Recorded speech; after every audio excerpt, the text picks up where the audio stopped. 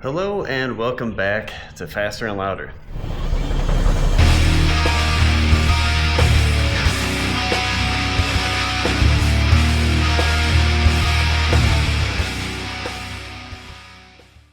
Today I want to do a little bit of a review on the new aftermarket seat, singular, that I got from my RX8 over here. It is a knockoff of a Brid seat, just to be totally transparent. Or as my friend calls it, a Repcaro. But I have it installed and I want to talk about just kind of like the quality, what it feels like, how well it's bolstering, all those kinds of things. I want to talk about that, the installation, and then some of the problems that come along with installing an aftermarket seat. So let's get right into it. I'll show you what I got over here.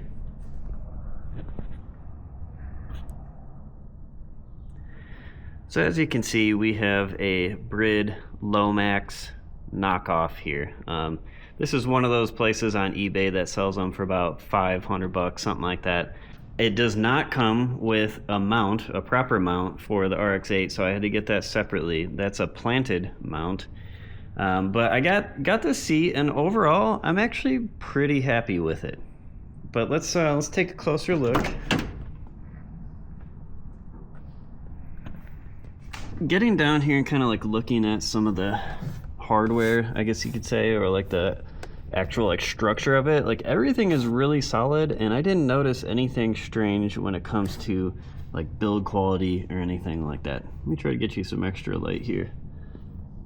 There's really not a lot to see, but it has like all the typical stuff that you would see on a Brid seat. It's actually like a decent copy.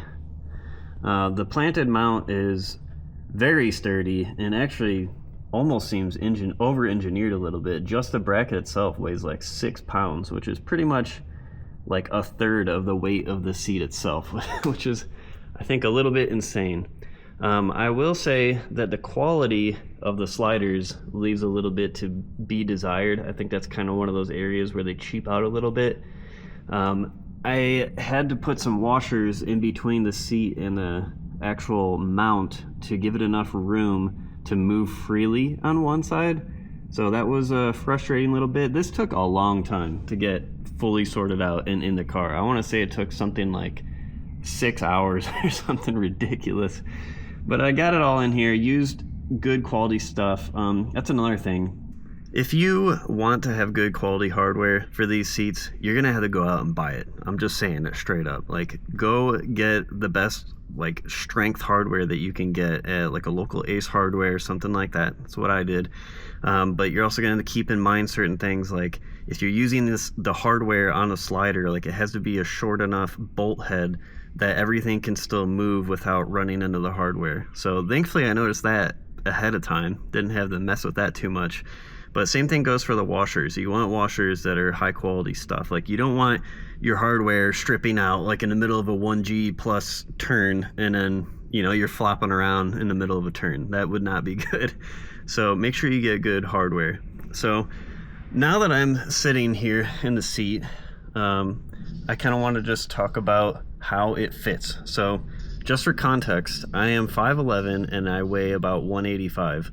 When I got this, it was actually about 200 pounds. I've been losing a little bit of weight.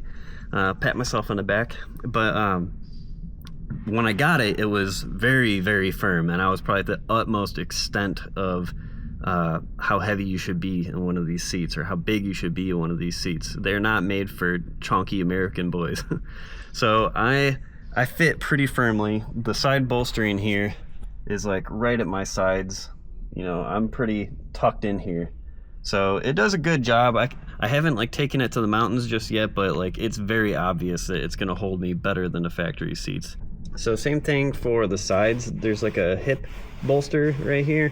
I guess you could almost call it like a thigh bolster. And it's very snug. You're not really like able to move your legs to the side very much. And I'm not wearing shoes, so you got to excuse me. But like, I want to talk about how that affects your feet position on the pedals. So basically, it's not that big of a deal as long as your feet are just going straight. Like if you're in the mountains, you're shifting, whatever, like your foot is on the gas pedal or it's on the brake or the clutch pedal. So it's not that big of a deal.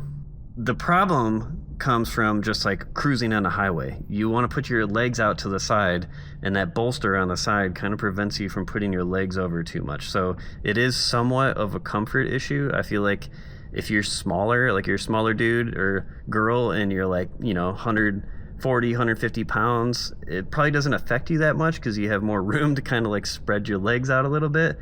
But it definitely underlined to me like how much I actually do that. I must be doing like that man spread like the entire time when I'm driving or something. And then the other issue that's sort of related, I'll show you. And keep in mind, this is not like specific to these seats. It's like every aftermarket seat. But like I can't really put my legs up very far. Like the angle of this seat is kind of tilted back a little bit, so it's already putting you in that tilted position. So putting your legs up like this, you run into the steering wheel pretty quickly. That is not usually a huge deal, but when you're trying to get in and out, like you can see right here, there's not a lot of space between the corner of this bolster and the side of the steering wheel. So you don't have a lot of room to slide in and out here, and that could be remedied a little bit by either just moving the seat back literally every time you get out or something, or getting a smaller diameter steering wheel, which I'm still on the fence about because I don't really want to give up the airbag necessarily. And we'll actually talk about airbags here in just a minute. Overall, I actually really like this seat. It does its intended purpose. Yes, it's less comfortable than the factory seat, but that's almost going to be a given regardless of what seat you actually end up buying, because the purpose is not to be comfortable. It's to hold you in place and, also give you the provisions for the racing harness here if you want it also. So yeah, I do actually recommend these seats. I think I would rate them probably like an 8 or 8.5 out of 10. Like I think that they could come with better sliders. They could come with hardware, that would be nice, or just instructions in general. So like I put these sliders on the seat almost every single possible wrong way that you can put them on before I finally figured out the correct orientation for everything and got it all together. So that was part of the reason why it took so long to get this one seat in the car. Now, I want to talk about something else, which is the airbag light that you will see if you don't do everything to prevent that light in the first place. So here's where some confusion came from for me. I'll just give you a little more context here. I took out the passenger seat completely. Everything that came with the original seat is just gone. And then for the driver's seat, I saw something on a forum about how you should maintain certain wiring under the seat and the original buckle and all that stuff. So I do have the original buckle, which I obviously need because I don't have a racing harness in here. But there's a wire, like a loom, that goes from the buckle down to underneath the seat, and it connects with a couple other things. Like there's a sensor that has like this kind of U shape, and that's to detect the rail between the sensors, so that way it knows that it's like on the rail. It doesn't really care so much like where it's on the rail, it just needs to know that it's on the rail. And I think that's for like the position in front of the steering wheel or something. I'm not entirely sure, but if you don't want a steering or a airbag light on your dash, you have to have that sensor, you have to have the buckle, and you have to have the resistor and the airbag connector under the seat. And I'm going to show you on the passenger seat kind of what that looks like a little bit. So there's two connectors down here. This yellow one is the airbag one, and it has a resistor stuffed down in there. I don't know if you can see that. That is a 2.2 half-watt resistor, and that's all you need for that part. And it basically just tricks it into thinking that the airbag is still there and everything's all good. There's an airbag in the seat. That's what that's for. Then there's this other connector. It uses more wires on the driver's side, but it's the same connector on the passenger side. This has two wires for a pre-tensioner, which is for the airbag. I can't remember how this works exactly. I think it's something here in the like quote-unquote pillar in the door, and it like pre-tightens the retractor, I think, so that way like you don't just like fly into the dashboard right away. It just pre-tensions that, hence the name. So 2 of the wires in here of the 6 go to that, and then there's another wire that was power for the heated seats, and then there's a ground for that, and then there's 2 wires remaining. This is kind of like the deduction that we had to do, and by we I mean Chat GPT and I. But these 2 remaining wires, it's a yellow with a red tracer and a black wire. Those 2 are the seat buckle circuit. So here's the issue, and I didn't know this till afterwards, but if you have the original seatbelt buckle still, you can plug everything into that harness and it won't even give you like a fault for that or anything. But like I said, I removed everything, just got rid of it all, didn't even know that it mattered. It does. So you can either keep a lot of that wiring that's originally in the seat, plus the connector and a buckle, and like you'd have to do something like cut this off and then like stick it into the buckle, you know, you'd have to do some stuff like that, which is technically, I guess, arguably easier. Or if you don't want to do any of that stuff, this is what you do. You put that resistor in there, that 2.2 ohm resistor that I talked about already, and then in that circuit, which you can either figure out on your own, which I don't recommend, or you can find like a wiring diagram somewhere, which I wasn't able to find. You can figure out where your seatbelt buckle circuit is for sure and stick a 470 ohm quarter watt resistor into those pins, and it tricks it into thinking that there's a seatbelt inserted into the buckle at all times.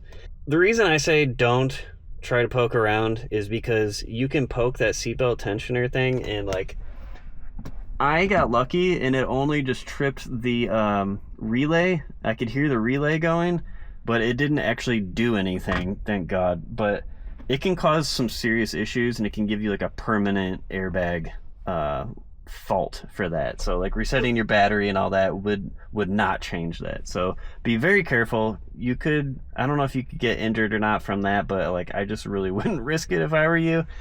So either be very sure that you're sticking it in the right spots here in this connector, or just don't mess with this at all and just do the old-fashioned sticking all the original wiring stuff back on here. But I wanted to point that out because I looked all over the place for a fix that would trick the computer into thinking that everything is still actually there, and I couldn't find anything. And this is how you fix it. So now you know. So thank you for watching my combination seat review and tricking your computer video. I have some new stuff coming out pretty soon. I'm going to be working on some videos, just going different places, doing different stuff, just enjoying the car, because the car is great as it is. I do have a lot of plans for a turbo coming up, so I'm going to probably have some videos about that pretty soon too. But if you like this video, if this was helpful for you or gave you any kind of insights whatsoever, please leave a comment, consider subscribing, and until next time, I will see you later.